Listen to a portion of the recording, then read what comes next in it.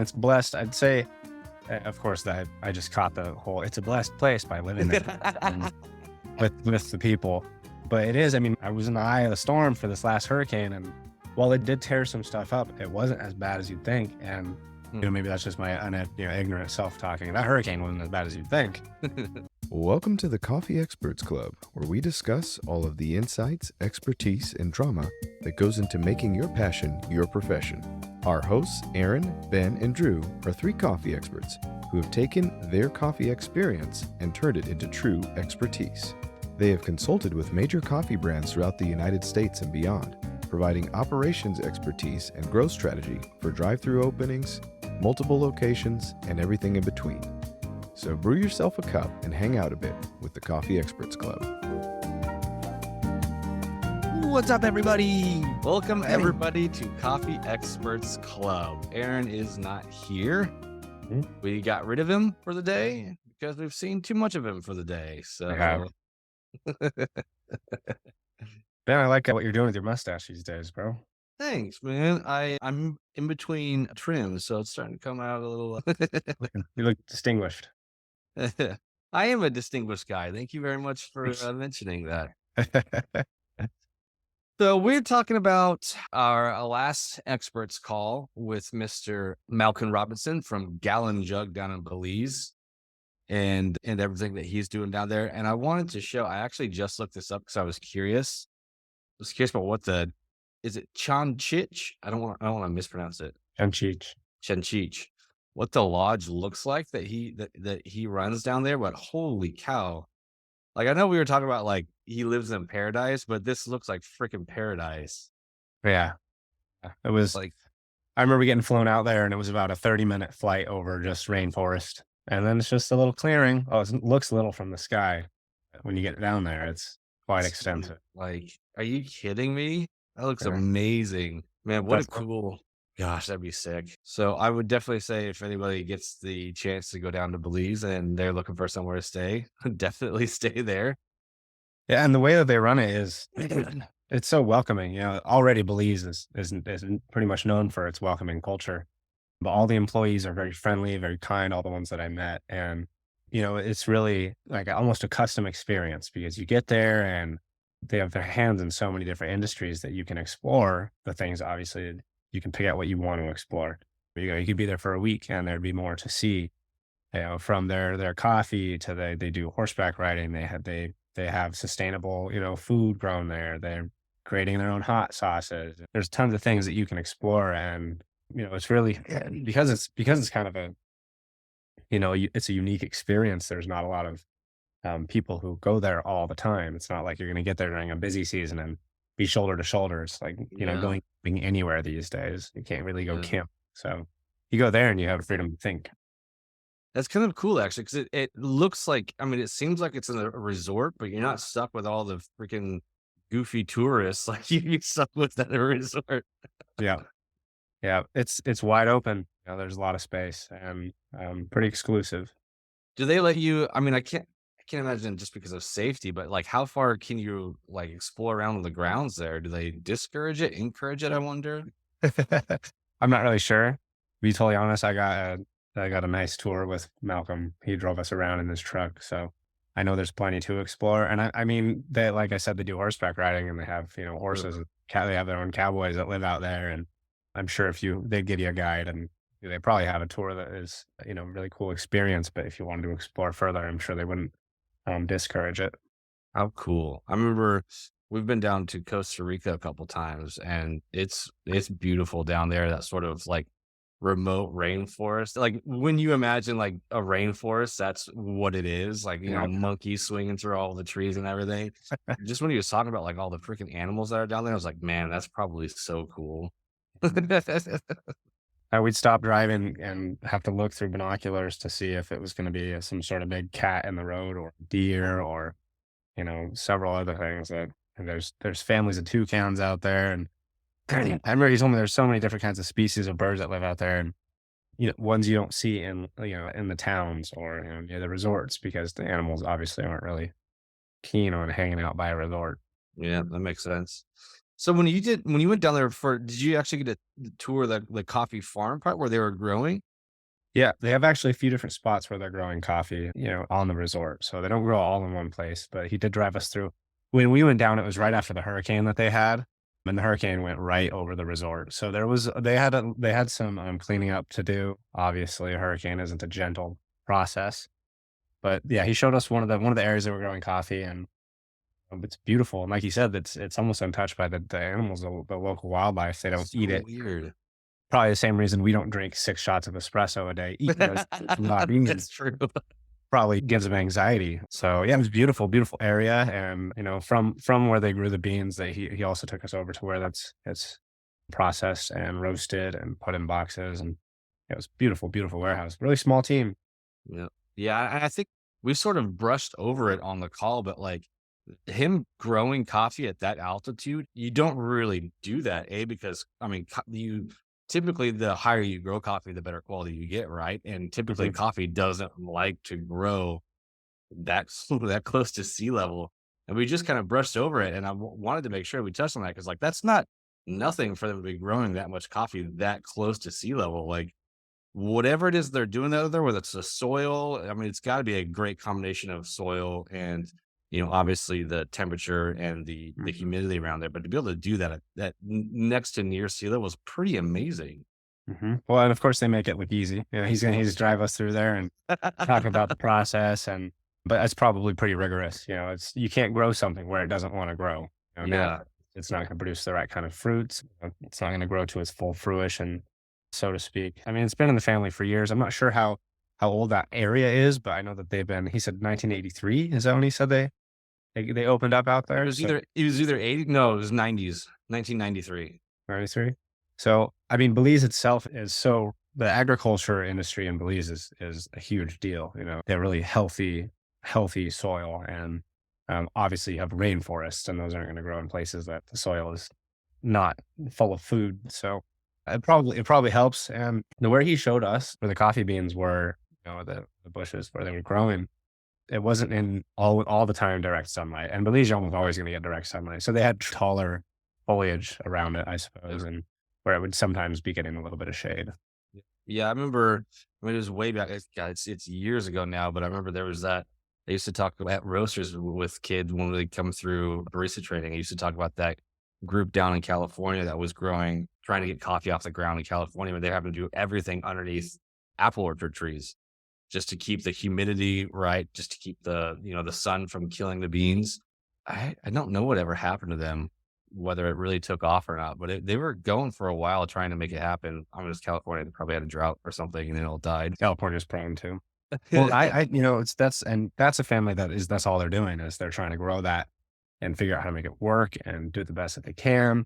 And this for Gallon Jug it wasn't their main Mhm. squeeze, so that's almost more amazing that it's almost, like I said, they have their hands in many different industries. So something that is almost a hobby or a side project, and they're doing pretty successful at it. And some of the best coffee I've had came right out from Belize. So not where it should be grown. I mean, as you've traveled around there, where are Belizeans getting a lot of their coffee locally from him, or is a lot of it just imported? Do you So a lot of it, I think, is imported, but on the same note, there are some local coffee farms. They're not the only farm there. There's another, Ishmael is another gentleman that grows coffee out, I think San Antonio Village, and they have some pretty great coffee too. So, but a lot of it, even I had people salesmen come in and tell me that they could help me import coffee from Guatemala, and we all talk about how great the Guatemalan coffee is, and it is. It's not bad coffee; it's really good coffee, but you don't want to be sleeping on that local Belizean coffee. Yeah. Yeah, especially if it's like if it's still small and you have the opportunity to say, "Hey, we're serving coffee like literally from your backyard. This is Belizean coffee." Because I assume that probably too the Belizean people are pretty proud of being Belizean. Like, so the more that you can say, "Hey, look, we're sourcing as much as we can from Belize," I think is a great selling point. I mean, that's a selling point we use in the States. We're like, we got our coffee from really close, not like super far away. But to be able to say and believe that, like, yeah, this guy, he comes into town every once in a while to buy groceries. He grows the coffee, a few miles away. That's such a great selling point to have. It's something you could never have in the States. It is, and it's kind of funny because just like we have both sides of that. I had a gentleman tell me, we from Belize, we try to import things, so we have things that are different. He's like, but then you come in here and you're trying to use things that we have here and make it better. He's like, there's a balance somewhere in between there. Fair. Yeah, no, that's very fair. That's very fair. So then, have you seen his coffee? Does it stick primarily? I'm always trying to get like trying to picture the like size of Belize in my head. Think of like how much it stretches out. Do you see his coffee primarily around where the Coffee de los Mayas is now, or do you see his coffee kind of spreading out throughout the country? Gallon Jug Coffee. Yeah. They have a lot of customers all over the country. You can actually purchase, while we were able to customize a blend and work with them on, what exactly we wanted our bean to come out, tasting like and Yep. smelling like and for espresso. They do have their signature blend in the stores. There's a restaurant right up the street from De Los Mayas that they sell it by the bag. They'll grind it up for you. And then there's some convenience stores, grocery stores that also sell it there. But they do have several different kinds, but they have some beautiful branding on the Gallon Jug bags. Yeah. The question is, would Coffee de los Mayas start partnering and start selling whole bean? Start selling whole bean. Yeah. I think that, that's something that we've been working on doing. And of course, branding is a big deal. So when we were there, I actually was asking them about, where do you get your bags and how do you guys get them branded? And it was a little ambiguous. So, bet the magicians never reveal their secrets. But I mean, I would love to see De Los Mayas selling whole bean Mhm. as long as the branding is there, as long as, of course, the packaging is proper. Because I wouldn't want to misrepresent, first of all, Gallon Jug and then De Los Mayas' quality by having some sort of package that can't maintain the quality of the bean. Yeah. Man, all that stuff you have to think about when you're down in the thick of it. You're Yeah. the distributor, the wholesaler, the retailer, the new location searcher. Thinking about my friends, Indie Coffee Coalition, just thinking about the hundreds of thousands of dollars we've saved coffee shop owners just like you, who are not franchisees, who are looking for deals on their fat mix and their energy drinks. Why should the franchises get all the deals, right? Indie Coffee Coalition was built with the idea of saving you, the little guy, tons of cash. So if you're a coffee shop owner, you have 1 to 3 coffee shops, and you're serving blended drinks or energy drinks, we can substantially save you money and keep more money in your pocket. Set up a call. I'd love to talk with you. Indie Coffee Coalition, keeping money in your pocket. When you were running around down there, like I know when we were in Costa Rica, like Costa Rica is a huge like retirement country. Like, you got rich white folks up here who make a ton of money. They're like, I'm gonna go retire in Costa Rica, or like they have a vacation home. Is it the same, you think, in Belize, or is it primarily just like tourists coming down for a season? They come in, they peace out, or do you see like a lot of? Because I remember when I was in Costa Rica, like you go down the street and it's like gated community, gated community. You're like, oh, here's where all the retirees are. The Yeah. condos with the gate in the front. You're like, yep, that's where all the rich folks are. Is it the same down there in Belize? I wonder if that's like changing. So, I mean, when I first went down there, of course, I was fresh off the boat. I didn't know a single person. I didn't know what was left from right necessarily. So I actually got to know the locals really well, and their culture is similar in a way to Latin culture. They respect their elders, and there's a lot of wisdom to be gleaned off of people who have been around for a while. And so as I hung out there for a while, those are the types of questions that I was asking.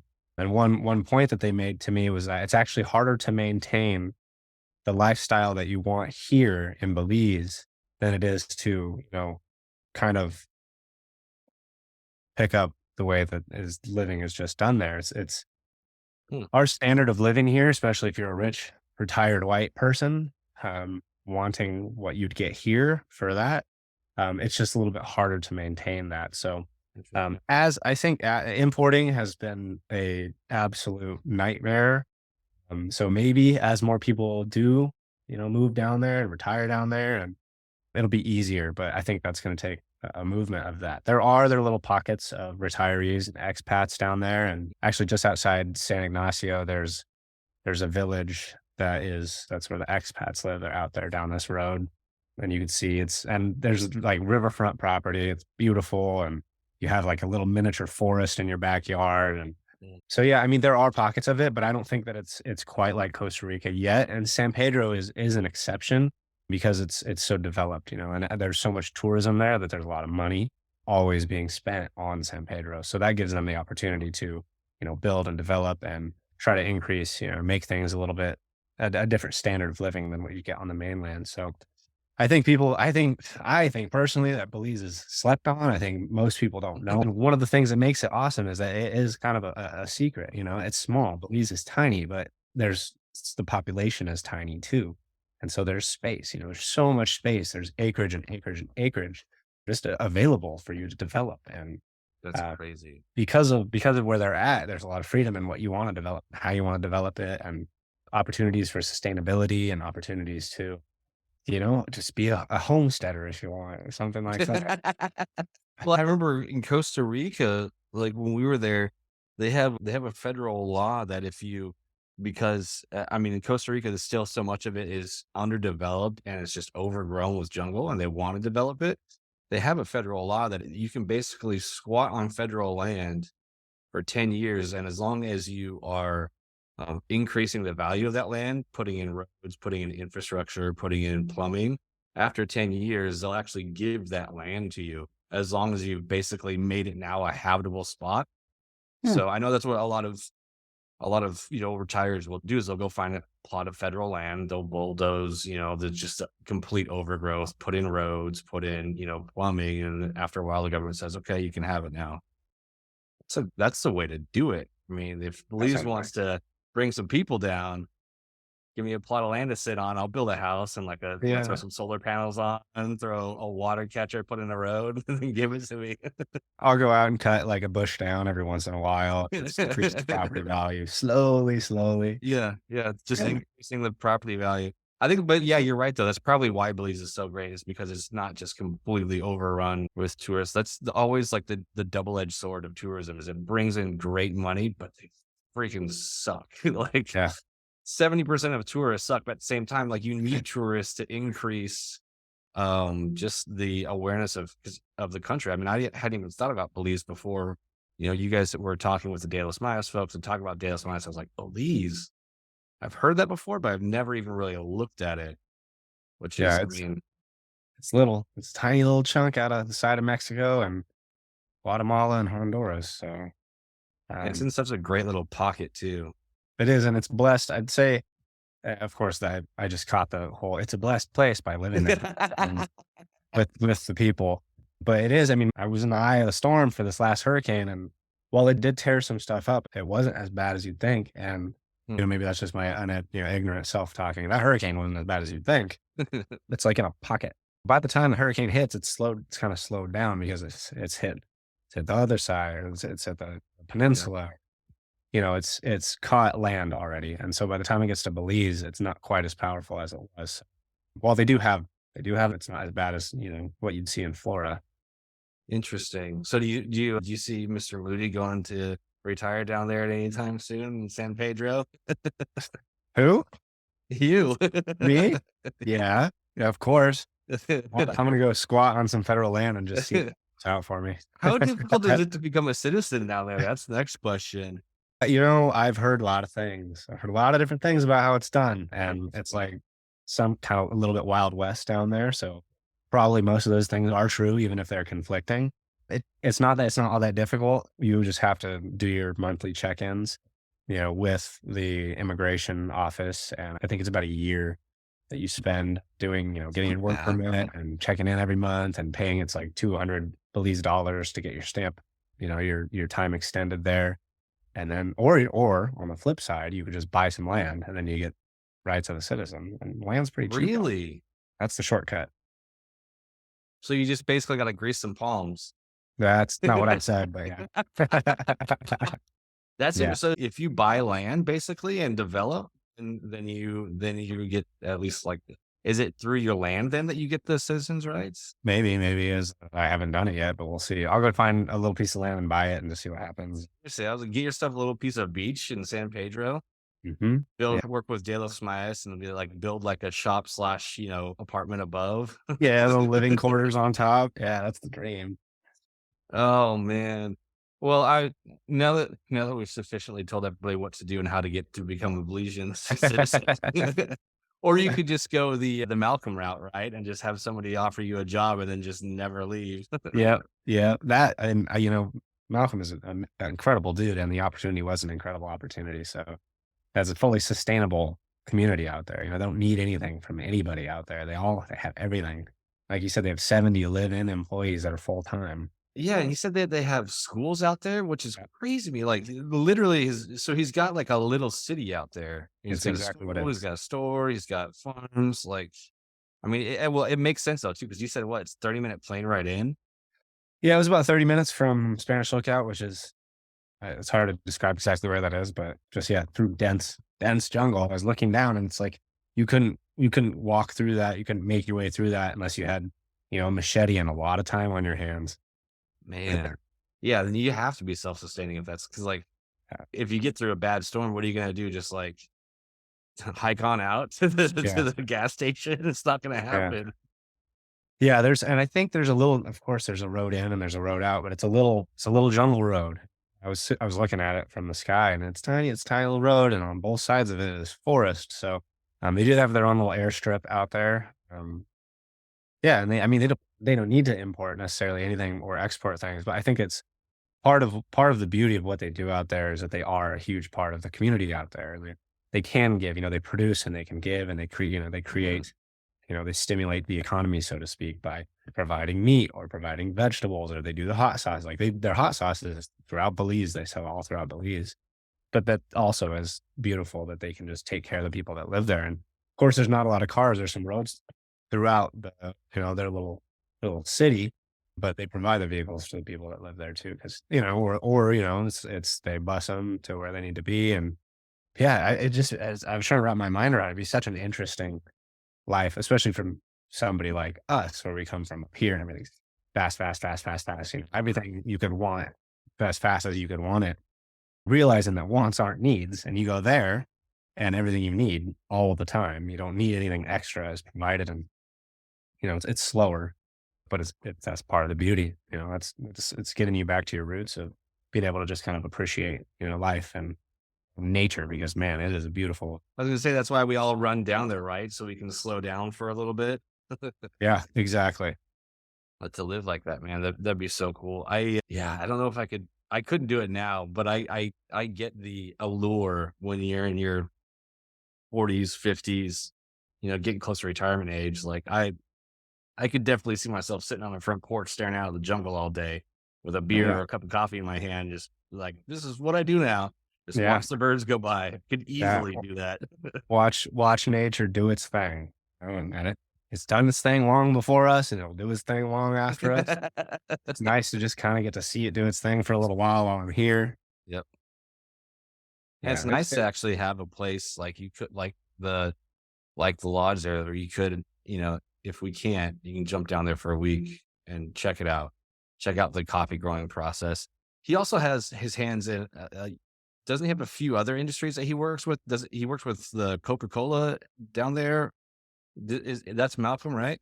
So yeah, that's Bowen and Bowen is the company actually that and the man behind the curtain. It was a gentleman who started it, and now he passed away, and now his son runs it.